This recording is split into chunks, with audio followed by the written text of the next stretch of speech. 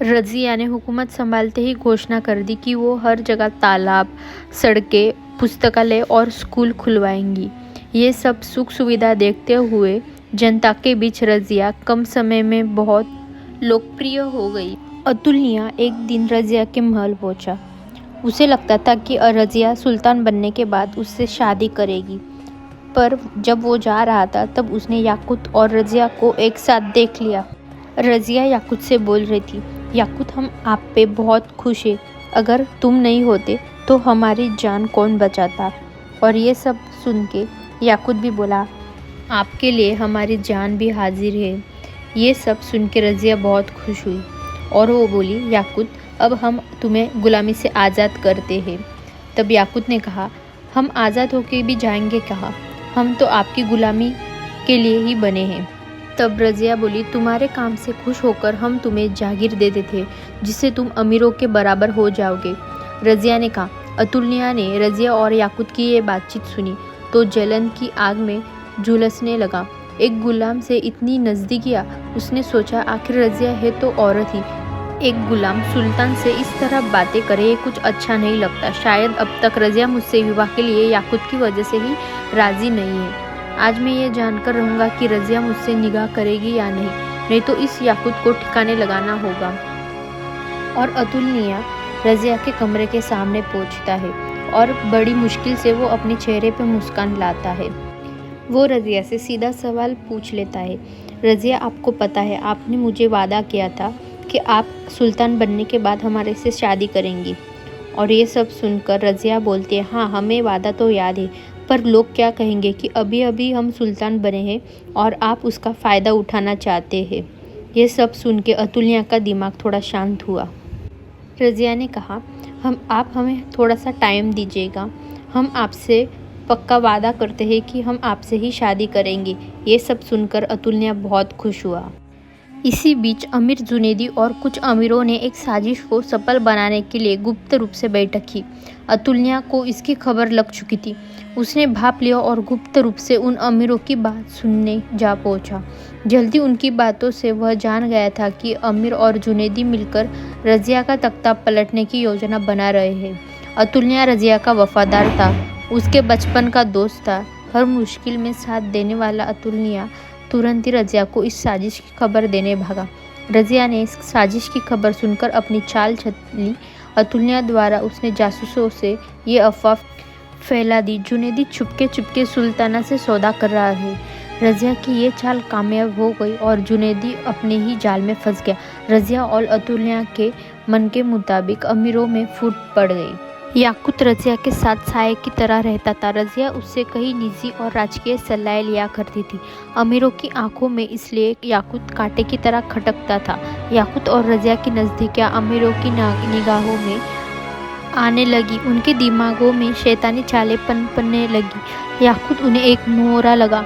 अमीरों ने जनता के बीच अफवाह उड़ाना शुरू कर दिया कि रज़िया और याकूत के प्रेम संबंध है, वह याकूत से कभी भी विवाह कर सकती है। अमीरों की ये चाल कामयाब हो गई। ये अफवाहें भटिया में अतुल्या के पास पहुंच गई। अतुल्या को भतीड़ा का सूबेदार बना गया था। उसने सोचा उसे भतीड़ा भेजने का यही कारण तो नहीं है। रज़िया याकूत के साथ विवाह कर सकती है। ये सुनकर अतुल्या गुस्से से पागल हो गया। उसने विद्रोह कर दिया और उसकी विद्रोह की खबर दिल्ली तक पहुंच गई। रज़िया ये खबर सुनकर भौचक रह गई। वह समझ नहीं पाई कि ऐसी क्या बात हो गई जिसने अतुल्या को विद्रोह कर दिया। रज़िया ने ये दुख सहन करने की हिम्मत जुटा ली। उसने फौरन आदेश दिया।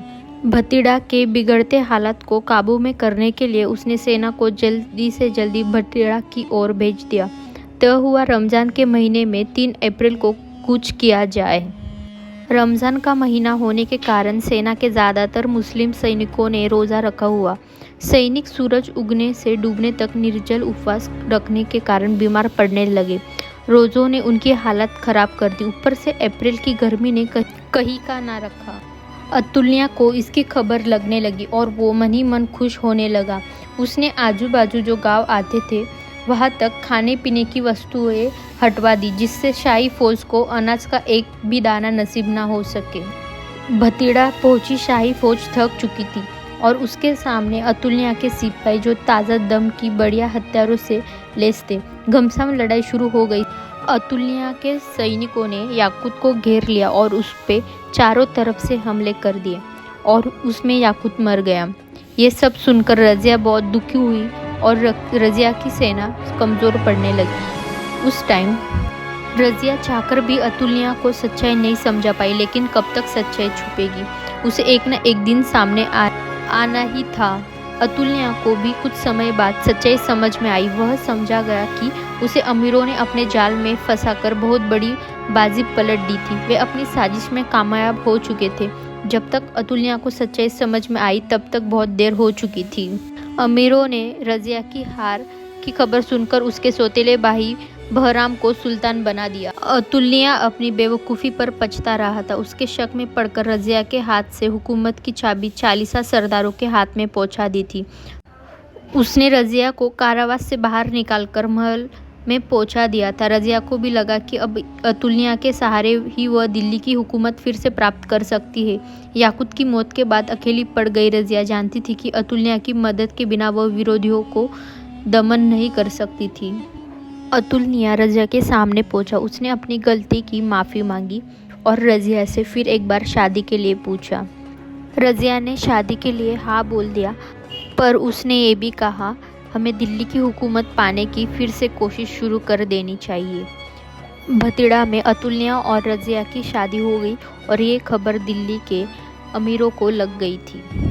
बहराम शाह जानता था कि रज़िया चुप नहीं बैठेगी। अंत उसकी अय्याशी के दिन ज़्यादा नहीं चलेंगे। उसे अतुल्या और रज़िया के विवाह की खबर मिल गई थी। कुछ दिन बाद ही रज़िया और अतुल्या ने दिल्ली की ओर कूच कर दिया। अपनी थोड़ी सी सेना के साथ वे दिल्ली जाने वाले रास्ते पर थे। आधे रास्ते में उन्होंने दूर से देखा सुल्तान बहरम की फौज आ रही थी। दोनों फौज वहीं उलझ गई। लड़ाई शुरू हो गई। जमकर उनमें लड़ाई हुई। बहरम की फौज बड़ी थी और उसके हथियार भी अच्छे थे। रज़िया और अतुल्या की फौज के पाँव उखड़ने लगे। लड़ाई के दौरान बहरम शाह का दूत अतुल्या के पास आया। दूत ने कहा, अमीर अतुल्या, आप हथियार डाल दे तो सुल्तान बहरम शाह आपको माफ़ कर देंगे।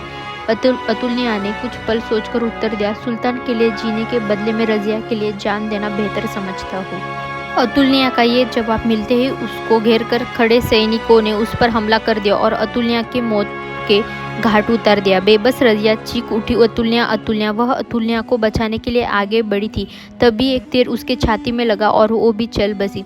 इस तरह 13 अक्टूबर 1240 को रज़िया सुल्तान ने वीरगति पाई। रज़िया के केवल 3 वर्ष 6 महीने तक शासन किया और अंत में सियासी चालों के चलते इस ज़बरदस्त शासिका का अंत हो गया। अगर आपको ये वीडियो पसंद आए तो please do like and subscribe. Bye bye.